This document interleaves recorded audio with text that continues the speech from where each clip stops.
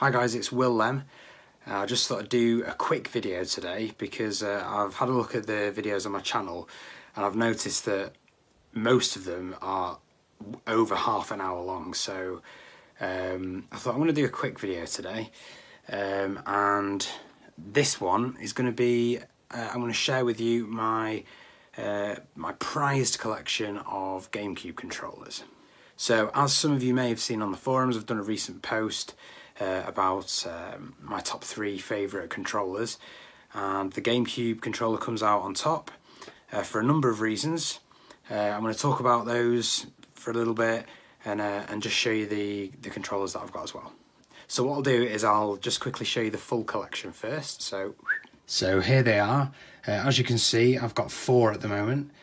I am hoping to add to that over time, but for now these are the ones that I've got. So the classic indigo one, spice orange, the black one, and the Japanese white one. Okay, so I'll show you each of them now. So this is the classic indigo controller.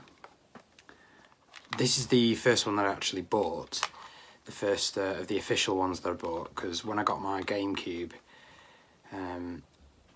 it came with an unofficial controller, so I thought, can't have that.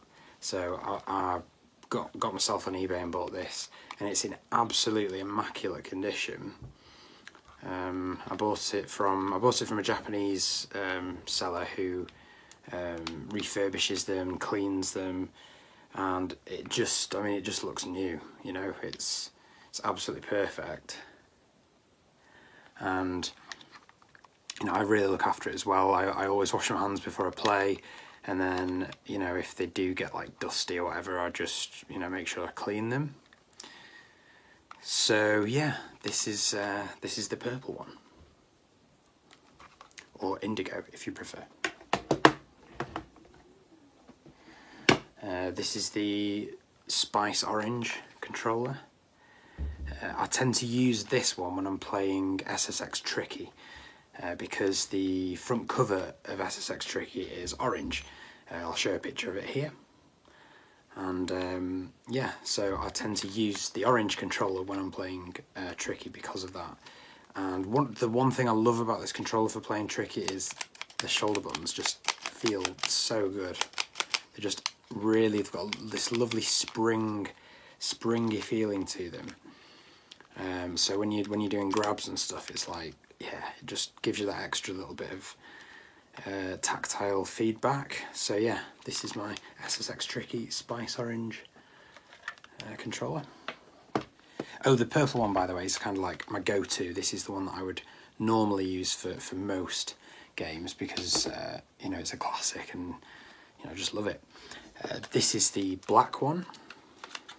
So I really like the look of the black one. I think that it kind of makes the colour of the buttons stand out all the more, and it's again just in really good condition. All of these are in really good condition, you know, but I always make sure that I buy ones that, you know, are from sellers that are saying this is in excellent or near mint condition.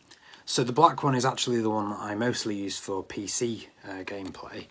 As you can see, it's got the 8BitDo wire wrap, and I use it with the 8BitDo adapter, which allows you to connect a GameCube controller to your PC. So I tend to use this for playing Tomb Raider. I used it the other day for Teal Attack when I was playing Namida's game, and also for, you know, GameCube games on like the Dolphin emulator and things like that. So it's yeah, this is kind of my go-to PC controller. Unless, of course, I'm playing a platform game or Tetris Effect, in which case you need a controller with a good D-pad for those. So I will tend to use the Nintendo Wii Classic Pro controller, the red one no less. So yeah. Last but certainly not least of my GameCube controllers is the white Japanese edition. Again, I got this one from Japan, from a seller that again refurbishes them, and when it arrived, I mean, it was just in absolutely beautiful condition. It looks like it hasn't even been used. It came with the box as well, and as you can see, the box itself is in immaculate condition as well. So it was really kind of gratifying to get that. It's got all the Japanese writing on it and stuff, so it feels very nice and official. So yeah, that's the Japanese white controller. It's got the extra long cable as well, which is nice for when you're playing from across the other side of the room. The main thing that I tend to use the white one for is playing on the Wii. If I'm ever playing a game on the Wii that is compatible with a GameCube controller, this is the one I'll use. And the main reason is because it's white and the Wii is white, or well, the edition that I've got is white anyway, so they're colour matched, and yeah, it just seemed to make sense. So yeah, we'll go back to the Indigo one for a bit, and I'll just talk about why I really like this controller.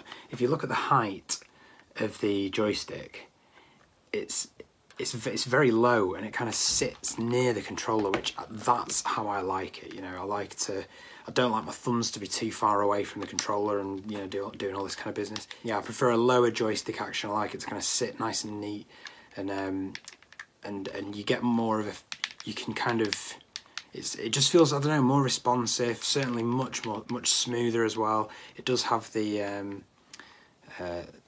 kind of notches in as well, so you can use it more precisely with direction as well.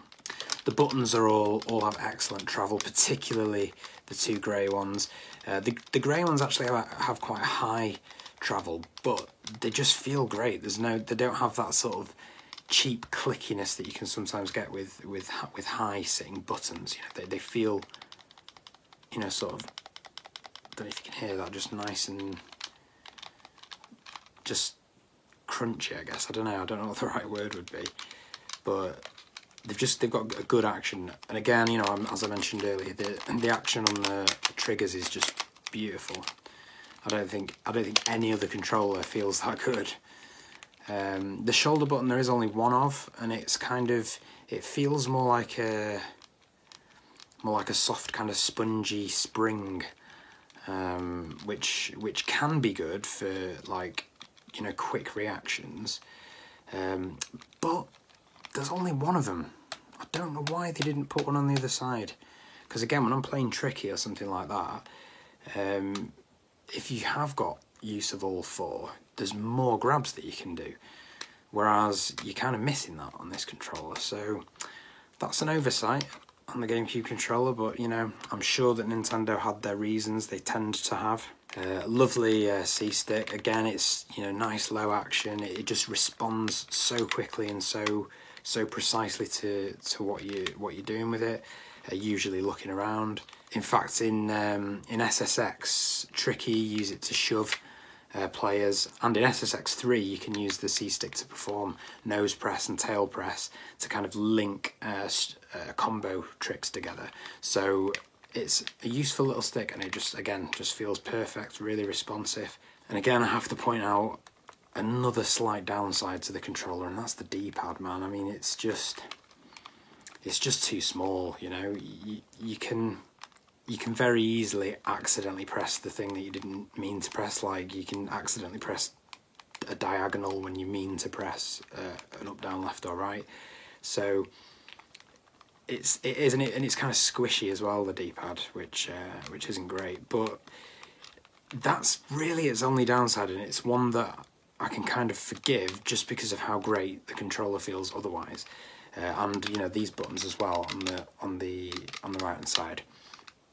So as well as having two really nice joysticks, these buttons are just perfect. You're never going to hit the wrong button with these. You're never going to accidentally press B when you're meant to press A, you know. And because of where these two buttons are as well, it's like, again, it's all perfectly positioned so that you get used to the muscle memory of it. So unlike a controller where they're just in a standard diamond shape, which, you know, you can do muscle memory with that, but there's just something about the positioning of the buttons on a GameCube controller that just really lends itself well to that. And it was part of the design, to be fair. You know, they did certainly think about that when they were designing this controller. The next one I'd probably want to add to my collection is the emerald green one, or the teal one. I'll show a picture of that here. That's the next one that I want to get, and that one's slightly more expensive than the other ones I've got. These were all below £25, and to get them at that price in the great condition that they're all in is pretty good. But if you're looking for an emerald green one or a teal one in this sort of condition, then I will probably end up paying a little bit more than that. So that's something to kind of look towards in the future. Yeah, so that was my collection of GameCube controllers. Hope you enjoyed watching that, and I'll see you in the next video.